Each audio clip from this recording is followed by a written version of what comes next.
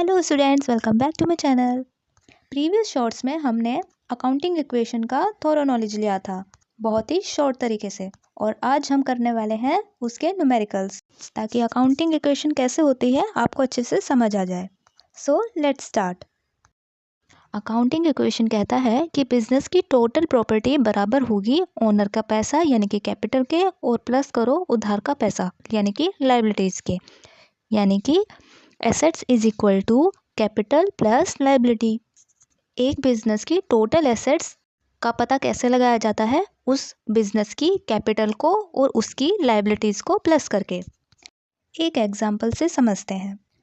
मान लो आपने एक शॉप स्टार्ट करी, उस शॉप में पैसा लगाया स्टार्टिंग का 50,000, यानी कि 50,000 हो गई कैपिटल, क्योंकि स्टार्टिंग में जो पैसा लगाया वो होता है कैपिटल।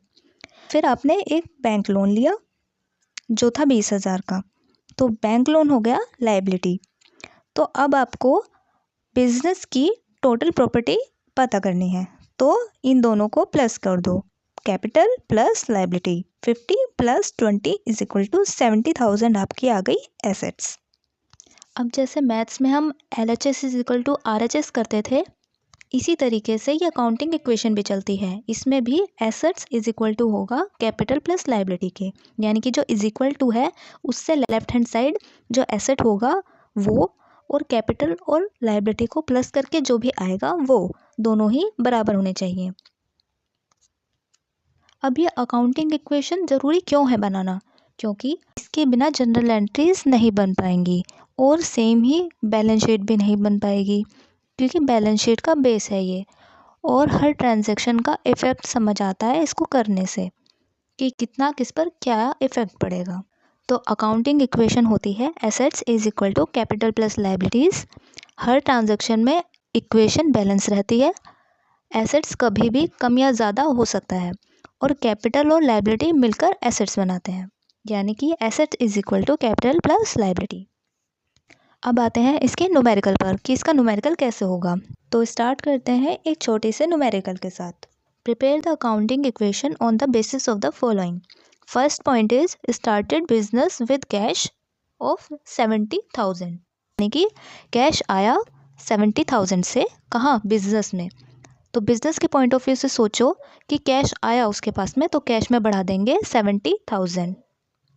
बाकी कुछ नहीं आया अभी, तो सब में ज़ीरो लिख देंगे, और लाइबिलिटी हमारी कुछ नहीं है तो उसमें भी ज़ीरो आएगा। अब ज़ीरो लाइबिलिटी आ गया तो जो हमारा एसेट रहेगा वही हमारा कैपिटल हो जाएगा, 70,000। Second transaction is credit purchase of goods from 18,000, यानी कि उधार में गुड्स परचेज किया 18,000 से। अब इसमें क्या हुआ? सामान आया, तो यानी कि 18,000 के जो गुड्स हैं वो आए, स्टॉक आया, तो स्टॉक में लिखेंगे 18,000 आया। लेकिन कैसे? उधार पे, तो क्रेडिटर्स पे नीचे लिख देंगे 18,000, क्योंकि ये उधार पे आया और ये लाइबिलिटीज़ होगी, तो यहाँ आ गया 18,000। तो 0 आ गया अब बाकी सब में, और लाइबिलिटीज़ के नीचे 18,000 आ गया, तो ये हो गया ना हमारा 18,000, और इधर भी 18,000। LHS is equal to RHS, same same चल रहा है। चलो अब हर एक पॉइंट के बाद में न्यू इक्वेशन को प्लस करते हुए चलेंगे। इसका टोटल कर लेंगे। कैश हुआ 70,000, स्टॉक रहे हमारे 18,000, प्लस मशीनरी रही अभी तक 0, क्रेडिटर्स कितने रहे 18,000 के, प्लस कैपिटल कितनी रही 70,000। Third transaction is paid to creditors in full settlement 17,500। यहाँ पर एक छोटी सी बात ध्यान देने के लिए है कि आपको ऐसा लग रहा होगा कि क्रेडिटर्स जो थे वो 18,000 के थे, तो उसमें से हमने 17,500 उसको पे कर दिया। लेकिन यहाँ पे ये वर्ड ध्यान देना है, फुल सेटलमेंट, यानी कि फुल सेटलमेंट हो चुका है। बच्चे इसमें क्या सोचते हैं कि क्रेडिटर्स का फुल सेटलमेंट नहीं हुआ है, उसको जो है 17,500 दे दिया है, पे कर दिया है, लेकिन 500 की अभी भी लाइबिलिटी बची हुई है। लेकिन ऐसा नहीं है, यहाँ पे लिखा हुआ है फुल सेटलमेंट 17,500, यानी कि जो क्रेडिटर्स है, जो उधार जिससे हमने लिया था वो 17,500 में मान गया है, उसको अब 18,000 पूरा देने की ज़रूरत नहीं है, तो हमें 500 का गेन हो गया यहाँ पे, जो कि एबनॉर्मल गेन माना जाएगा। अब आप खुद ही सोचो कि आपने अपने फ्रेंड से 50 रुपीज़ लिए थे और बोला था कि मुझे ये वापस कर देना, अब आप उसको वापस करने के लिए गए, लेकिन वो 40 रुपीज़ में ही मान गया अगर कि नहीं चल ठीक है मेरे को 40 रुपीज़ ही दे दे, 50 मत दे, 40 ही दे दे, तो आपके लिए तो 10 रुपीज़ बच गए, वो आपका गेन हुआ ना। तो इसी तरीके से यहाँ पे क्या हो गया, उसका फुल सेटलमेंट 18,000 के बजाय 17,500 में पूरा हो गया, तो 500 का उसको गेन हो गया, तो ये गेन में आएगा।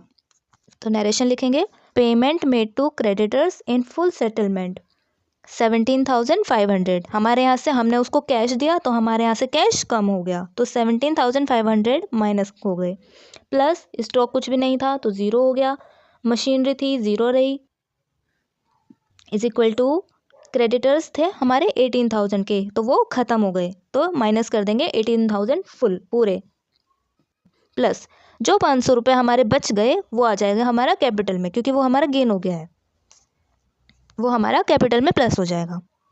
अब इसका टोटल करेंगे अब तक का, जो कैश था उसमें से कैश दे दिया 17,500, तो बचा कितना 52,500, प्लस स्टॉक रहा 18,000, मशीनरी अभी तक कुछ नहीं हुआ तो ज़ीरो रहेगी, यहाँ पे पूरी की पूरी लायबिलिटी पे हो गई है क्योंकि फुल सेटलमेंट हो गया है, तो 18,000 माइनस हो गया 18,000, बचा कितना ज़ीरो, प्लस 70,000 जो पुराना कैपिटल था उसमें 500 गेन के आ गए हैं, तो 70,500 कैपिटल हो गया है।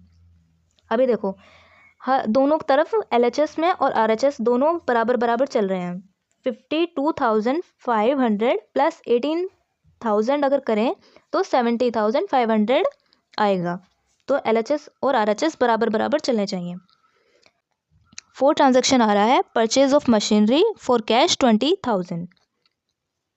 अब यहाँ पे मशीनरी खरीद ली है लेकिन कैश में, नकद में, यानी कि मशीनरी खरीदी तो तुरंत उसका पेमेंट कर दिया 20,000 से, तो कैश के नीचे आ जाएगा 20,000। मशीन खरीदी तो मशीन आएगी और पैसा जाएगा, तो माइनस में हो जाएंगे 20,000 कैश में, और मशीनरी के नीचे हो जाएंगे 20,000 प्लस में क्योंकि मशीन आई है, इज इक्वल टू लायबिलिटीज़ रहेंगी ज़ीरो, प्लस कैपिटल रहेगा ज़ीरो, प्लस कैपिटल रहेगा ज़ीरो। टोटल कर लेंगे इसका, न्यू इक्वेशन आई, 52,500 में से 20,000 माइनस हो गए तो 32,500 बचे, प्लस स्टॉक में रहा 18,000 प्लस मशीनरी में रहा 20,000, इज इक्वल टू लायबिलिटीज़ रही ज़ीरो क्योंकि पूरी पे हो गई थी 18,000 पूरे के पूरे, प्लस फुल सेटलमेंट हो गया था, प्लस कैपिटल रहेगी 70,500। तो इन सभी को प्लस करके देखेंगे, 32,500 plus 18,000 plus 20,000 is equal to zero plus 70,500। अब पूरी एसेट्स को प्लस करेंगे और इज इक्वल टू 70,500 से इसको कंपेयर करेंगे तो दोनों ही सेम आएंगे, यहाँ भी 70,500 आ रहा है इन सभी को प्लस करके और इधर भी आ रहा है 70,500, तो इसी को बोलते हैं इक्वेशन, तो इसी को बोलते हैं accounting equation. LHS is equal to RHS complete हो गया।